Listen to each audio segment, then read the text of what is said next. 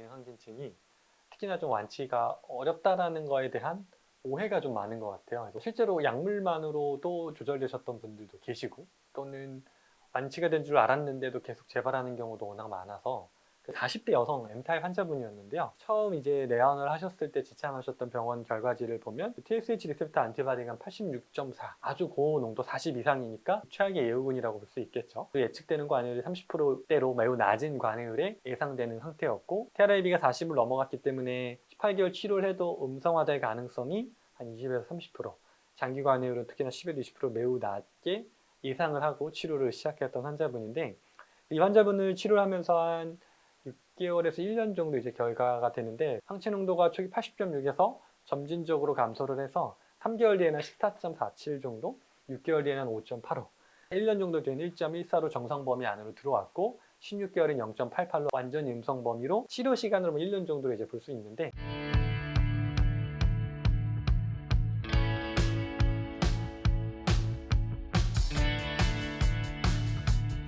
안녕하세요. 이배만의원 허준영 원장입니다.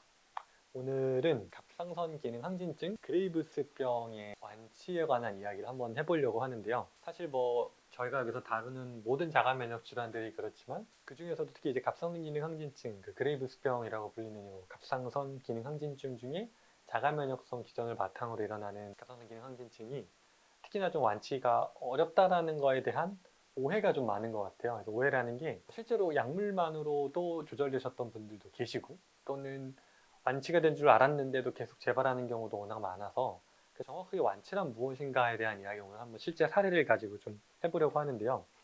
일단 우리가 좀 이해를 해야 되는 게, 어떤 질환에 대한 완치가 생각보다 정의가 명확하지 않은 경우들이 많아요. 대표적으로 현대의학적으로 우리가 어떤 완치가 명확히 가능한 질환의 대표적인 게 감염성 질환들, 그러니까 균을 처리해서 없애면 끝난 거죠. 그러니까 이런 식으로 딱 시작과 끝이 명확한 질환들이 생각보다 많지가 않다 보니까, 대다수의 질환들이 만성 질환들이 완치가 없고 관리하는 질환이다, 이런 이야기를 많이 하는데, 갑상선 기능 항진증도 그런 식으로 좀 바라보는 편이라, 일단 완치 또는 관해라고 표현하는 리미션이라고 하는 그레이브스병의 완치가 생각보다 정의가 좀 불명확해서 그걸 한번 찾아봤어요. 우리가 갑상선 질환을 치료하는 기준으로 많이 보는 게 두 군데가, 보통 미국의 갑상선 학회를 가장 큰 기준으로 많이 보고요. 유럽 갑상선 학회 가이드라인도 많이 참고하는 편이라 두 곳의 이제 가이드라인을 기준으로 한번 살펴봤는데, 두 곳 어디를 살펴봐도 명확하게 리미션, 관해 또는 완치의 정의가 직접적으로 이게 관해다, 이게 완치다라고 명시되어 있는 내용은 잘 없더라고요. 그래서 일단 실제 제시되고 있는 내용들 좀 찾아보면, 먼저 유럽 가이드라인을 좀 보면, MMI가 시행된 후에 한 12에서 18개월 했는데도 요 TSH랑 TRAB가 정상일 땐 이제 그만둬도 된다, 이런 식으로 이야기를 먼저 하는 게 하나가 있고요. 2016년에 요 ATA 미국 가이드라인을 보면, 여기서도 메티마졸이 선택해서 첫 번째 치료 방법으로 선택을 해서 그레이브스병을 치료해 볼 때 한 12달에서 18달 정도를 지속해 보고, 마찬가지로 TSH랑 TSH 리셉터 안티바디가 동시에 이제 정상 범위로 들어오면 치료를 좀 중단해 봐도 된다. 그러니까 이런 식으로 두 가지 다 이게 완치입니다라는 정의라기보다는 치료 중단의 기준을 좀 제시해 주고 있어요. 그러니까 완치라는 게 사실 가이드라인에서 이렇게 됐을 때 완치니까 끝났습니다라고 해주면 좋은데, 이게 완치입니다라는 표현이라기보단 이 정도 상태가 되면 약물을 좀 중단해 봐도 됩니다 정도의 기준만 제시되어 있다는 거죠. 그럼 이제 실제적으로 임상적으로 이런 임상 연구에서는 어떤 걸 그러면 완치의 정의로 보고 완치의 확률 같은 걸 계산하는지를 한번 보려고 하는데, 가장 최근 연구 2025년에 진행된 연구를 보면 이렇게 명시가 되어 있어요. 미국에서, 그러니까 미국 아메리칸 사이로드 어소시에이션 가이드라인에서는 이 관해를 이렇게 정의한다. 정상적인 갑상선 기능을 1년 정도를 잘 유지하는 상태, 그러니까 쉽게 말하면 after discontinuation이라는 건 약물 중단을 했음에도, 약물을 지속하지 않음에도 1년 정도 갑상선 기능이 정상적으로 유지되는 걸 완치라, 정확하게는 리미션이라고 이야기한다고 되어 있는데, 정확하게 리미션에 대한 정의를 ATA에서 한 건 아니죠. 하지만 이럴 때 한번 중단해봐도 된다라는 걸 이런 식으로 한번 해석을 한 것 같아요. 그리고 또 이제 2022년 한국 리뷰를 한번 봐도 이렇게 얘기를 하는데, 보통 이제 재발이 흔하다. 언제? 1년 정도, 그러니까 ATD가 안티사이로이드 드러그라 그래서 항갑상선제인데요. 항갑상선제를 중단한 1년 정도 이내에 재발이 워낙 많다 보니까, 이 완전한 관해를 정상적인 갑상선 기능이 1년 정도 약물을 끊고 나서도 유지될 때를 재발하지 않고 유지될 때를 중요하게 보는 걸로 이렇게 이야기를 하고 있는 거죠. 종합해보면 여러 가이드라인들이 이 완치 자체를 그냥 이거 완치입니다라고 정의하지는 않았지만 이 정도 상태일 때 약물을 중단해봐도 됩니다라는 기준을 우리가 그냥 완치 기준으로 많이 바라보는구나라는 걸 알 수 있는데, 그 결과가 이제 항갑상선제를 중단하고도 1년 정도죠. 12개월 이상 정상적인 갑상선 기능을 유지할 때를 완치로 간주하는구나라고 우리가 알 수 있을 것 같아요. 근데 사실 현실이 좀 녹록지가 않아요. 왜냐하면 이렇게 이제 2017년 한 메타 분석 연구를 보면 4,000명 이상의 환자를 분석해 보니까 항갑상선제를 치료하고 나서 이제 어느 정도 관해 상태가 왔다라고 봤는데, 그 중에 한 53%가 재발한다고 했고요. 그 중에서도 대부분 약물 중단한 뒤 한 6에서 18개월 정도 사이에 이렇게 대부분의 재발이 일어난다는 것 때문에, 그러니까 그만큼 재발이 너무 쉽고 흔하다는 거죠. 반 이상이 재발했다는 거니까. 그래서 이제 이런 과정들을 우리가 종합을 해봤을 때, 완치라는 게 도대체 뭘까에 대한 이야기를 해보면, 일단 첫 번째로는 항갑상선제를 중단하고 나서도 1년가량 정상적인 기능을 유지하는 것도 중요하고, 재발되지 않는 게 이제 제일 중요하겠구나라는 이야기를 하는 거고, 이제 세 번째로 그러면 정말 재발되지 않는 게 어떤 걸 가지고 우리가 추정할 수 있을까요? 재발되는 건 그냥 결과니까요. 어떤 상태가 됐을 때 재발을 잘 안 하나라는 걸 보다 보니까 요 항체 얘기를 하게 되는 건데요. 이게 이제 TRAB, TSH 리셉터에 대한 안티바디, 요걸 가지고 이제 완치에 대한 이야기를 오늘 한번 해보려고 하는데요. 이게 이제 완치를 결정하는 핵심 지표냐면, 일단 이 TSH 수용체 항체, TRAB라고 하는 거는 이 자체가 갑상선을 지속적으로 이렇게 자극을 해서 갑상선 기능 항진증을 유발하는 물질이 그 자체거든요. 그래서 얘는 단순하게 뭐 양성 음성을 따지는 검사가 아니라 이게 자가 면역성 갑상선 항진증을 유발하고 있는 그 정도를 직접적으로 보여주는 지표다 보니까 이를 좀 중요하게 이야기를 하는데요. 여러 연구들에서 일관되게 보고되는 게 보면, 치료를 종료하는 시점에 TRAB가 양성이었던 환자분들은 재발률이 거의 80에서 100%, 그러니까 아주 높은 확률로 나타나고, 그 중에서도 TRAB가 10 이상이었던 환자분들은 약물을 중단했을 때 거의 재발이 100% 된다, 이렇게 연구가 되어 있고요. 반대로 치료 종료 시점에서 이 TRAB 역가가 음성으로 돌아왔던 환자분들은 재발률이 20에서 30% 정도로 많이 떨어져서, 또 그 중에서도 TRAB가 0.9 이하까지 완전히 떨어졌던 분들은 보통 우리가 검사마다 차이는 있지만 1.75까지를 정상으로 보거든요. 그러니까 정상 범위 안에서도 반 이하 정도까지 확 떨어졌던 분들은 관해율이 한 70에서 80% 정도 유지되는 걸 보면 두 개 차이가 거의 5배 정도 차이가 나죠. 그러니까 치료를 종료하는 시점에 이 TRAB가 음성인 경우와 양성인 경우가 재발률의 거의 5배 이상 차이가 난다는 점 때문에 이게 상당히 중요한 지표겠구나를 우리가 알 수 있는 거죠. 조금 더 구체적으로 이제 살펴보면 TRAB 수치가 예후를 결정하는 방식을 좀 살펴봤을 때, 2024년에 중국에서 진행된 연구인데요. 이걸 보면 그러니까 치료 후가 아니라 치료를 시작하는 초기에 TRAB 수치가 얼마인지에 따라 장기 관여율이 많이 다르다라는 게 연구가 된 게 있어요. 이제 연구를 좀 정리를 해보면, 초기 TRAB 농도가 10 이하인 경우에는 18개월 정도가 우리가 보통 가이드라인상 표준 치료가 12개월에서 18개월 정도는 메티마주를 유지하라는 게, MI를 유지하라는 게 일반적인 기준이라 보통 18개월 음성화율을 보는 건데, 초기가 10 이하의 TRAB 농도를 가졌던 분들은 18개월 후에 음성화율이 85에서 90% 상당히 높은 걸 볼 수 있고, 장기 관해율, 그 이후로도 관해를 유지하는 비율이 60에서 70% 상대적으로 높은데, 이 농도가 점점 올라갈수록 이 음성화율이 점점 떨어지고 장기 관여율도 이런 식으로 점점 떨어지는 걸 볼 수 있어요. 그 중에서도 특히 초기, 그러니까 첫 진단 당시 TRAB 농도가 40 이상으로 높았던 분들은 18개월 후에도 음성화되는 경우는 거의 20, 30%밖에 안 되고 매우 낮고, 장기 관여율도 거의 10%에서 20%밖에 안 되는 상당히 떨어지는 걸 우리가 볼 수 있는 거죠. 구체적으로 그래프를 살펴보면 여기 밑에 이제 농도를 보시면 초기의 Initial TRAB Levels가 어느 정도인지에 따라 최종적으로 관해되는 확률이 이렇게 달라진다는 건데요. 결론적으로 보면은 여기서 한 16 정도, 요 16까지를 기준으로 해서 초기 TRAB가 16.01을 넘어가는 순간 재발 위험이 아주 급격하게 증가되면서 역전된 L자부터 이렇게 완전히 확 늘어나는 게 보이시죠. 그래서 일정 농도가 넘어가 버리면 거의 뭐 재발이 확실하다라고 보는 거고, 그래서 보통은 초기 농도가 그만큼 중요하다라는 걸 우리가 알 수 있는 거죠. 그러니까 TRAB 농도가 치료 종료 시점에서도 중요하지만 첫 진단 당시에 이 농도가 어느 정도였는지에 따라 이 환자분은 좀 어려운 환자분이구나, 아니구나를 우리가 알 수 있는 거죠. 이제 또 저는 치료 관점에서는 그러면 이런 어려운 환자분들이 오셨을 때 그럼에도 치료 과정에서 잘 반응하고 있는 건지 아닌지를 판단하는 데 있어서 초기 6개월을 특히 중요하게 보는데요. 왜 6개월 시점을 중요하게 보냐면 2007년에 내분비학회에서 발표된 연구 결과를 보면 환자분들 한 120개월 정도, 그러니까 10년 정도죠. 추정 연구를 해봤더니 이런 결과가 좀 나온 건데요. 여러 환자분들을 쭉 분석을 해보니까 치료 6개월 정도 시점에서 초기 대비, 그러니까 진단 당시 대비 TRAB 농도가 52.3% 이상 감소하지 않은 경우에는 대부분 장기 관해에 실패를 많이 하더라. 그래서 그 말은 초기 6개월 동안 얼마나 이 TRAB 농도가 효과적으로 떨어지는지, 그 치료 반응이 얼마나 잘 나타나는지가 최종 결과를 어느 정도 결정할 수 있겠구나라는 걸 연구를 통해서 우리가 알 수 있는 거죠. 그래서 저는 이런 관점에서 이 TRAB 농도를 치료 과정에서 중요한 경과로 보고 특히나 초기 6개월 동안 어떻게 반응하는지를 상당히 중요하게 관찰을 하고 있는데요. 사실 이제 우리가 비교해야 되는 게 표준 치료, 그러니까 MMI, 메티마졸로 많이 알려져 있는 이런 표준 치료를 했을 때 이게 어느 정도 감소하는지를 봐야 표준 대비 얼마나 효과가 있는지를 우리가 비교할 수 있는 거라, 표준 치료 현실을 좀 살펴보면 평균적으로 TRAB의 농도의 감소는 매우 느린 편이에요. 일반적인 반감기 기준으로는 평균적으로 한 12에서 18개월, 그러니까 1년에서 1년 반 정도를 반감기로 보다 보니까 이 수치가 절반 이상, 그러니까 원래 농도의 절반으로 줄어드는데 1년 이상이 소요되는 거죠. 그러니까 위에 이야기한 것처럼 6개월 이내에 52%를 떨어뜨리기에는 자연 경과만으로는 조금 어려운 거죠. 이게 이제 첫 번째 한계고요.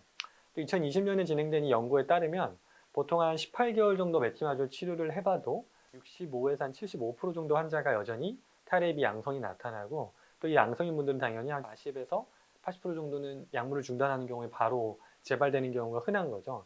그리고 또 위에서 이야기한 것처럼 TRAB가 음성화가 됐더라도 약 30% 정도는 재발 가능하다는 걸 알 수 있는데, 그만큼 이 TRAB 농도가 중요하면서도 또 절대적이지는 않은 거죠. 어찌됐든 치료기간에 따른 관해율을 살펴보면 다음과 같은데요.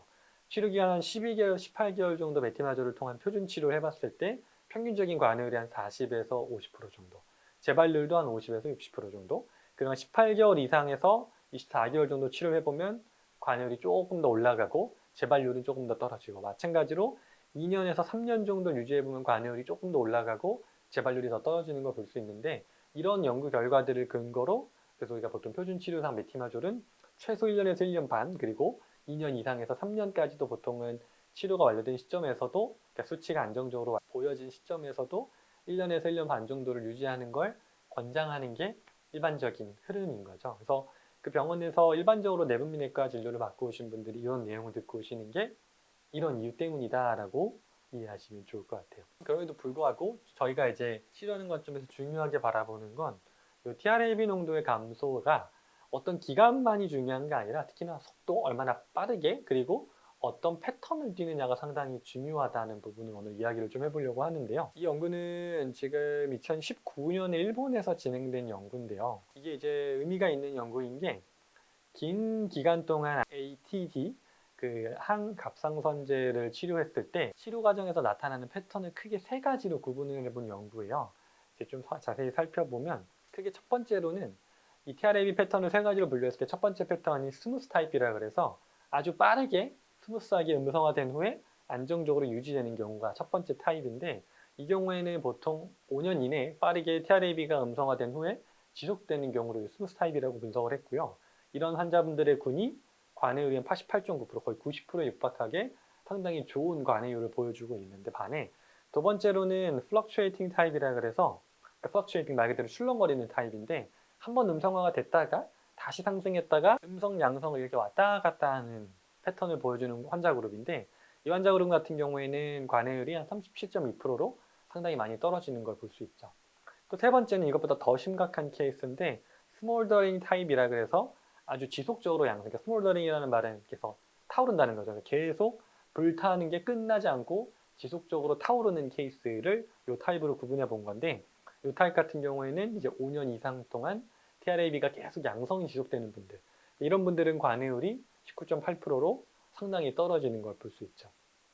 이게 의미하는 건 결론적으로, 그러니까 이제 치료 기간도 중요하지만 정확하게는 TRAB가 얼마나 빨리 음성화가 되고 그리고 그게 유지가 되는지, 이런 속도와 패턴이 훨씬 더 중요하다는 걸 이 연구를 통해서 우리가 추정해 볼 수 있는데, 결국 이 중에 가장 예후가 좋은 스무스 타입과 가장 예후가 안 좋은 스몰더링 타입 간의 관해율 차이가 4.5배 정도 차이가 나니까 우리는 어떻게든 특히나 치료 초기에 환자분들을 요 스무스 타입으로 잘 들어갈 수 있도록 만들어내는 게 중요한 거죠. 그래서 이제 실제 환자 사례를 조금 분석을 해보면 오늘 이 환자분은 이제 40대 여성 M타입 환자분이었는데요.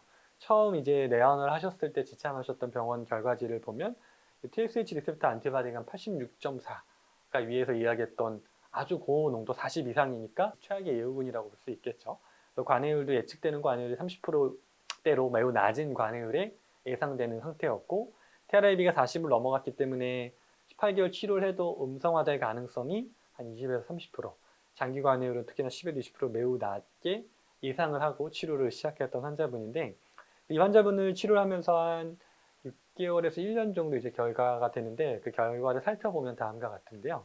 항체 농도가 초기 80.6에서 점진적으로 감소를 해서 3개월 뒤에는 14.47 정도, 6개월 뒤에는 5.85, 1년 정도 된 1.14로 정상 범위 안으로 들어왔고 16개월인 0.88로 아까 이야기했던 0.9 이하까지 완전히 음성 범위로 1년 한 4개월 정도, 기간으로 보면 1년 4개월인데 치료 시간으로 보면 1년 정도로 이제 볼 수 있는데 이런 환자분의 케이스를 좀 보는 건데요. 이 패턴이 이제 중요한 이유는 일반적으로 이제 표준 치료만으로 진행했을 때, 그러니까 이분 같은 경우 메티마졸을 같이 사용하면서 치료했던 분이라 메티마졸만을 사용했을 때 이분에게 나타날 수 있었던 예측되는 그 속도보다 더 빠른 속도를 만들어냈냐를 이제 보는 건데 표준 치료 예측은 아까 위의 연구 결과들에서 보실 수 있는 것처럼 16개월 치료하더라도 음성화될 확률이 한 20에서 30% 정도로 매우 낮았을 거고 이게 장기적으로 관해로 유지될 확률은 10에서 20%로 매우 낮았을 텐데 실제 달성한 거는 16개월 뒤에 완전한 음성화, 그러니까 20에서 30%라고 낮은 확률을 100%로 만들어냈다는 게 중요한 점이고요.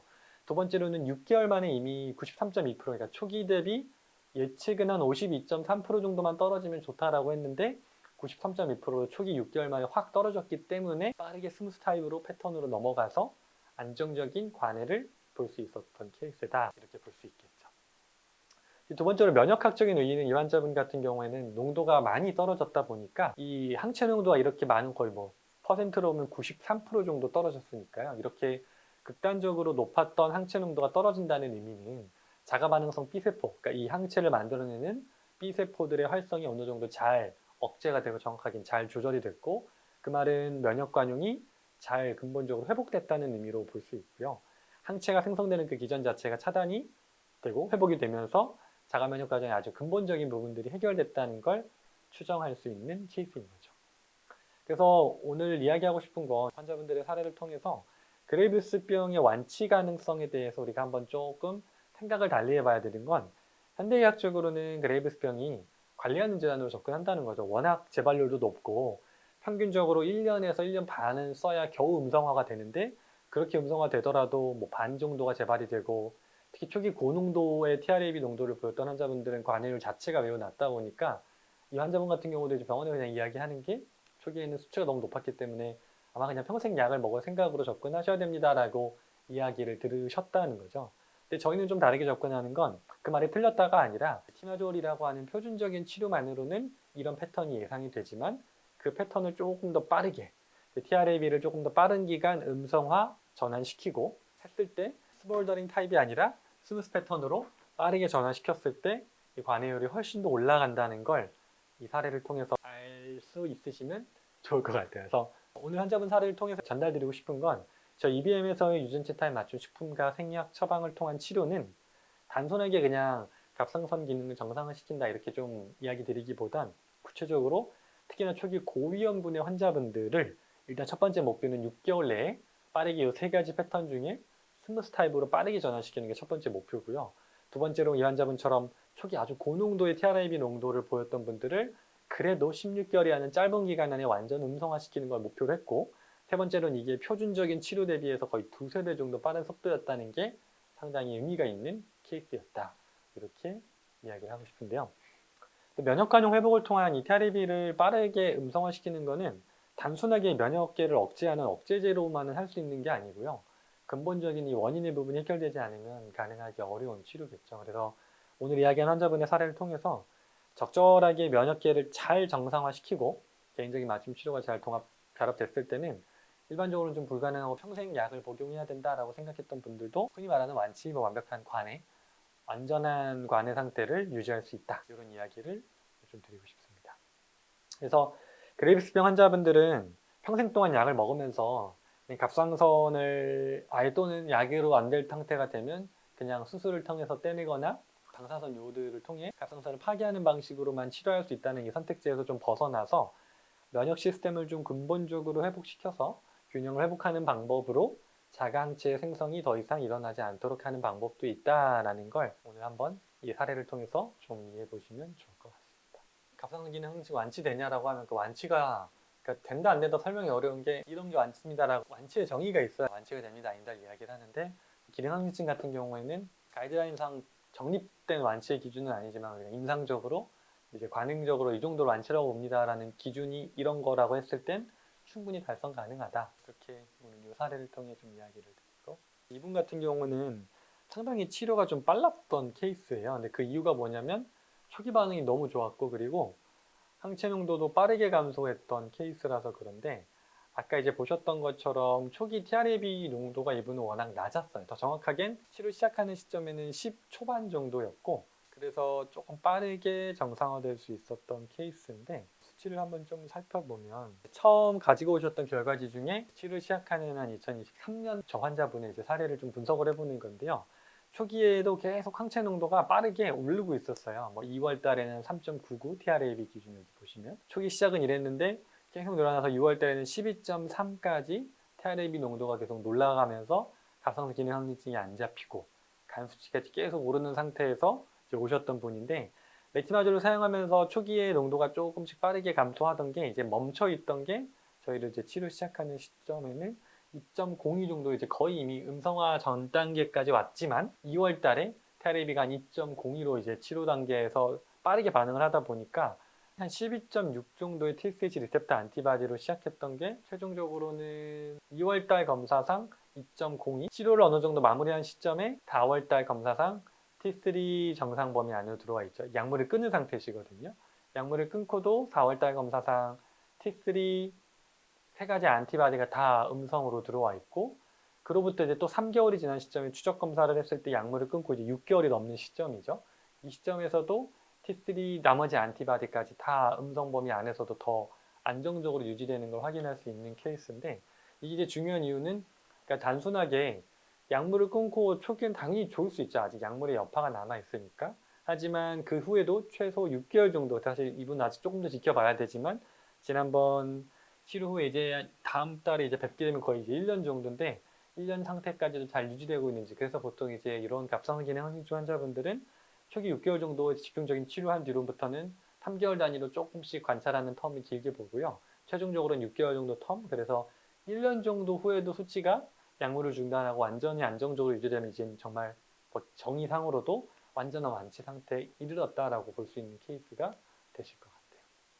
저 환자 사례를 보면 그래서 뭐가 좋아졌나라는 게 수치를 모르면 어떻게 왜 이분이 이렇게 빨랐을까 또는 정말 좋아진 게 맞나 의아하실 수 있어서 이 환자분 같은 경우에는 초기 농도가 비교적 아까 제가 앞선 사례에서 말씀드렸던 분에 비해서는 초기 농도가 상대적으로 낮은 편이었기 때문에 반응이 좀 빨랐고 6개월 이내에 50% 이하의 감소를 빠르게 보여주셨고 그래서 4월달 검사상에서 항체 농도가 2월달에 한 2.02, 4월달은 1.28까지 그러니까 항체 농도가 아주 점진적으로 잘 초기 50% 이상 반응을 잘 하면서 떨어지면서 정상화됐기 때문에 그러니까 아까 보셨던 스무스 타입 사실 원래 스무스 타입이었던 분이 아니에요. 초기 항체 농도가 올라가는 패턴이 제가 만약 방치했다면 플럭츄에이팅 타입이 되었을 수도 있고 스모더링 타입 어디가 됐을지 알 수 없는 그런 패턴의 환자분을 빠른 초기 치료를 통해서 스무스 타입으로 빨리 만들어냈기 때문에 안정적으로 항체 농도가 정상적으로 떨어져서 최종적으로 완전 관해 상태를 유지할 수 있었다. 이렇게 볼 수 있는 케이스입니다.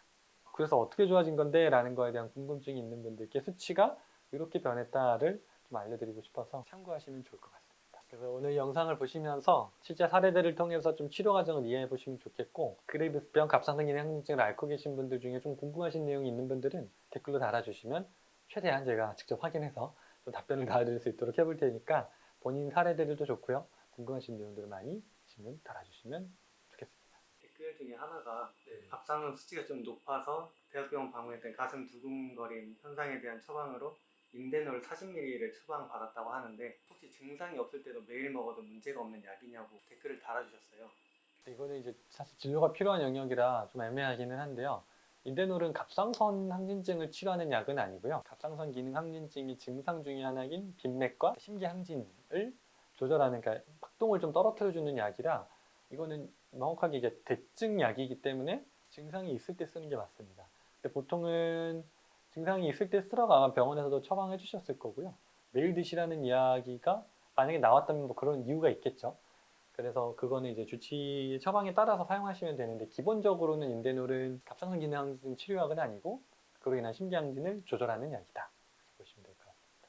타입별로 이제 진행하는 치료 방법이 좀 다를까요? 2019년에 일본에서 진행된 연구인데요. 이 환자분들 549명을 8년에서 36년, 그러니까 아주 긴 기간을 그냥 추적 관찰을 해봤을 때 환자분들이 혈액 검사를 다 하셨던 거를 이제 종합을 해본 거죠. 그랬더니 크게 요 세 패턴으로 정형화되더라라는 건데, 그러니까 약물을 중단하는 것과 상관없이 보통은 이 약물을 지속했을 때도, 왜냐면 다 치료가 끝까지 안 된 분들이 보통 지속 양성이라는 분들은 약물을 중단을 당연히 못했을 거고요. 이분들 중에는 일부는 중단한 분들도 계실 건데, 5년 이내에 이미 빨리, 특히나 빠른 분들은 6개월 만에 정상화되는 분들은 그래도 보통은 일반적인 가이드라인상 12개월에서 18개월 정도 MMI를 쓰기 때문에 그 이후로는 수치가 정상화돼서 중단했던 분들도 아마 이곳에 1번, 2번에는 좀 계실 텐데 3번은 약물을 중단한 분들은 없을 거라고 예상이 됩니다. 그래서 이 패턴은 약물 중단이 크게 중요한 요소가 아니고요. 그냥 환자분들의 치료 결과를 그냥 쭉 분석해 봤을 때 약물을 중단한 분들과 아닌 분들이 다 섞여 있을 건데요. 그런 분들을 세 개로 나눠 봤을 때 이렇게 나타났다고 보면 될 것 같습니다. 그래서 보면 이제 중환값을 정리를 해보면 보통 이제 첫 음성화, 그러니까 TRAB가 빠르게 음성화되는 경우에 중환값이 한 1.5년 정도, 그러니까 빨라야 1.5년 정도라는 거고, 최종 관해까지 보통 한 6.8년, 그러니까 거의 6, 7년 정도 있어야 완전 관해 상태가 유지되는 게 보이고, 전체 관해율 이렇게 30년을 500명을 추정해봐도 한 54%니까 그만큼 워낙 많은 환자들이 빠르게 재발이 된다는 거죠. 그리고 그 중에서 일부 7%는 30년 이상 해도 계속 이런 이유들로, 이런 통계를 통해서 기레이비스병이 참 치료가 어렵다 해서 완치가 참 어려운 질환이다라는 게 이런 관점에서 많이 나오게 되는 이야기라고 보시면 될 것 같아요. 관리하는 질환이라고 일컬어지고 있잖아요. 어떤 거를 이제 관리하면은 재발이라든지 관해까지 갈 수 있는 방법이 있을까요? 그렇죠. 그게 이제 저희가 하는 치료가 결국 사람마다 이 면역계를 자극하는 요소들이 다 다르고 그게 여기저기 숨어 있는데, 나의 면역계를 자극하는 생활 요소들이 무엇인지를 알고 그걸 잘 조절하는 게 사실 핵심인 거죠. 그래서 그게 음식에 사실 가장 많은 부분들이 있다고 저희는 바라보고 그쪽을 치료하는 거고, 의외로 생활 요소들 중에 있을 수 있는 것들은, 예를 들면 여성분들 같은 경우에는 생리주기와 관련돼서 예를 들면 호르몬제도 이걸 많이 유발할 수 있고요. 그러니까 최근 환자분들을 보면, 그러니까 항호르몬제, 그러니까 이 갑상선만이 아니라 예를 들면 생리주기가 뭐 틀어져서 피임약을 활용하는 분들이라거나, 또는 뭐 자연 임신이 조금 안 됐을 때 인공 수정을 하는 과정에서 배란을 촉진하는 약물들, 뭐 이런 호르몬제를 사용했을 때 갑상선 기능 항진증이 재발하는 경우를 많이 보거든요. 그러니까 모든 환자분한테 재발한다가 아니라 그만큼 호르몬을 좀 조절하는 약물들도 주요 요소가 될 수 있기 때문에, 그런 것도 이제 갑상선 기능 항진증을 앓고 있는 분들은 특히 주의하셔야겠죠. 네. 그런 것들을 찾아서 사람마다 다르게 작용하는 원인들을 찾아서 이런 것들을 주의하셔야 됩니다를 알려드리는 게 저희 같은 사람들의 역할인 거죠. 아까 사례에서 봤을 때는 이제 사례자분이 초기에 이제 수치가 그렇게 높지 않아도 이제 빠르게 음성화됐다고 말씀하셨는데 초기에 이제 높은 분들도 계시잖아요. 그분들은 그러면 초기에 이제 빠르게 음성화된다거나 좀 50% 60%까지 떨어지는 경우는 드문가요? 자연적으로 관찰했을 때는 좀 드문 편이고요. 특히나 제가 아까 이 환자분 사례 가져온 이유는, 저는 사실 이분 같은 경우에는 초기 이 검사 기록 가져오신 걸 보고 놀라서, 그러니까 놀랐다는 게 쉽지 않겠다라고 생각을 했는데 워낙 반응을 빠르게 해주셔서 아주 좋은 케이스라서 보여드린 거지 모두가 이렇게 나타나지는 않고요. 그럼에도 저희가 이제 치료를 해보면 가만히 놔뒀을 때는 조절이 안 됐던 분들이 빠르게 조절되는 경우를 많이 봐요.